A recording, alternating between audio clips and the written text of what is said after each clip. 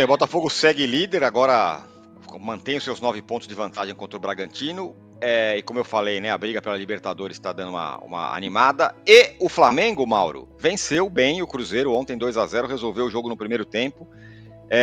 Que tal essa primeira impressão? Dá para sonhar bastante com alguma coisa? Ou o negócio é olhar o que foi o jogo, primeira impressão, foi boa, jogou bem? O que deu para tirar desse jogo do Flamengo? Eu achei bem dentro do roteiro já esperado, né? Um time mais seguro defensivamente. O Cruzeiro é um time muito frágil ofensivamente, né? O Cruzeiro não faz gol.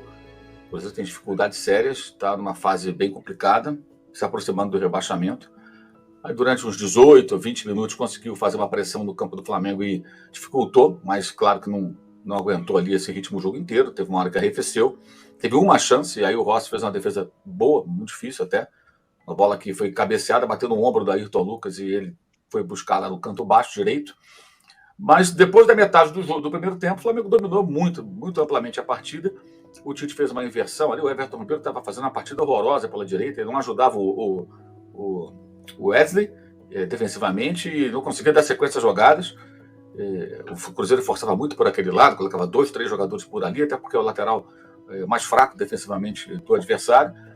E aí, com a inversão do Gerson, que foi para a direita, e o Everton Ribeiro pelo meio, o time melhorou bastante, cresceu, aí passou a ter domínio, chegou ao primeiro gol num erro crasso do Castan, né, que rebateu uma bola ridiculamente, o Ayrton Lucas fez 1-0.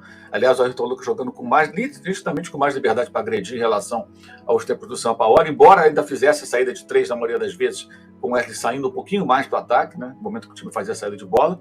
E aí depois um pênalti tolo também do Neres totalmente absurdo, o pênalti é uma bobagem, sem nenhuma necessidade, ele deu um safanão nas costas do Wesley, o zagueiro do Cruzeiro, o Neres, e aí o Pedro bateu, fez 2-0. Depois o Flamengo administrou o jogo, bem no estilo do Tite, lá naqueles tempos do Corinthians, sabe, fazer 1-0, no caso foi 2, e o time não corre mais riscos.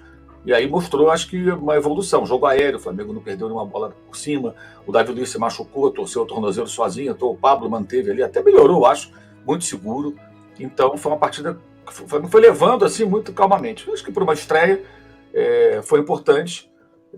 O Flamengo voltou a ser o time de melhor campanha fora de casa, o que mostra como no Maracanã se perde pontos que não poderia perder, né? Foram vários, inclusive para esse Cruzeiro no primeiro turno. Claro que era um outro momento do time mineiro, estava bem colocado no campeonato em relação a esse momento agora, mas era um jogo para você vencer. Está jogando contra o Cruzeiro que veio da Série B.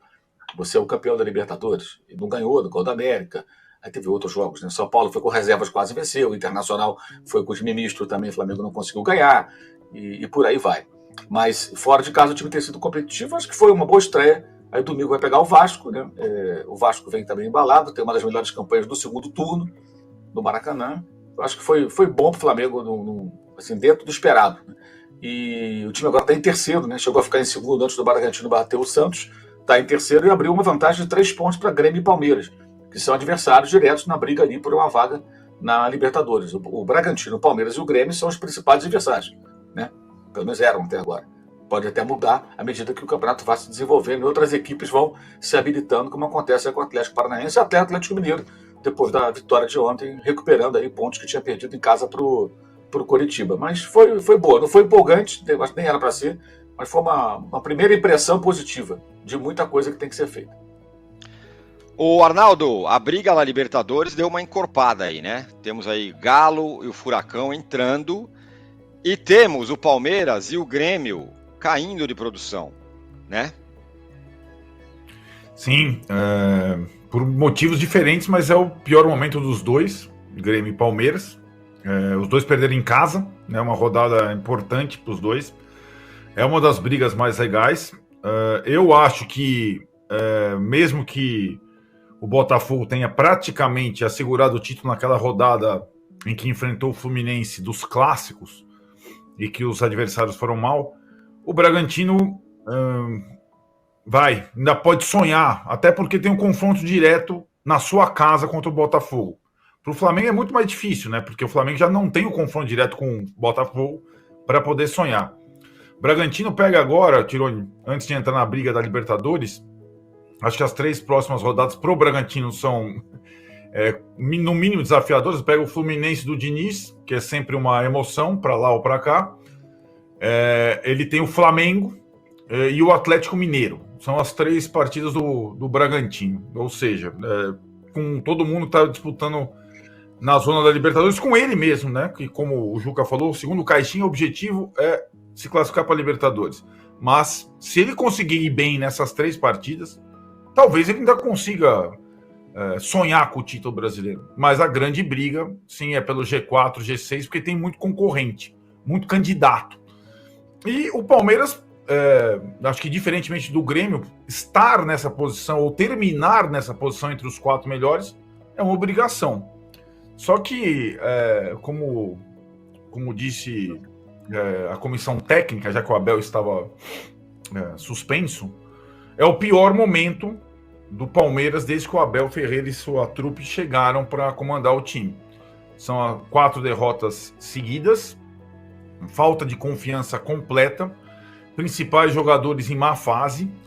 Então não é fácil a situação do Palmeiras. O Grêmio é uma outra conversa. O Grêmio veio da 2ª divisão, fez uma campanha muito boa em casa e péssima fora até o momento, oscila demais e dessa vez perdeu em casa, onde normalmente ia bem. O Grêmio vai se segurando ali, eu não tenho expectativa de que o Grêmio consiga, nessa briga insana, se manter entre os 4. Talvez entre os 6 seja uma alternativa, mas o Palmeiras seria uma grande decepção se não terminasse entre os 4 melhores. E a grande questão, enquanto se fala sobre 2024, reforços, é essa fratura que existe interna no Palmeiras nas últimas semanas, né? Direção, torcida, enfim, tem uma convulsão social no Palmeiras que normalmente dá reflexos no campo, e é isso que tem acontecido. O Abel não dirige o time na próxima partida de novo, está suspenso contra o Coritiba, virtualmente rebaixado no Couto Pereira, e de fato é um ano bem decepcionante para o Palmeiras, que largou tão bem, né? Foi campeão paulista, foi campeão lá da Supercopa, mas vai fazendo um segundo semestre bem ruim, bem abaixo da expectativa. Muito bem. Ô Lavieri, essa é a pior sequência do Palmeiras sob o comando do Abel, mesmo considerando que ele não estava no campo ontem, estava lá o João Martins na beira do campo. 4 derrotas seguidas, coisa que nunca tinha acontecido, e tem o grito da arquibancada também, né? Tironi, Oi. antes do Lavieri, eu quero fazer uma saudação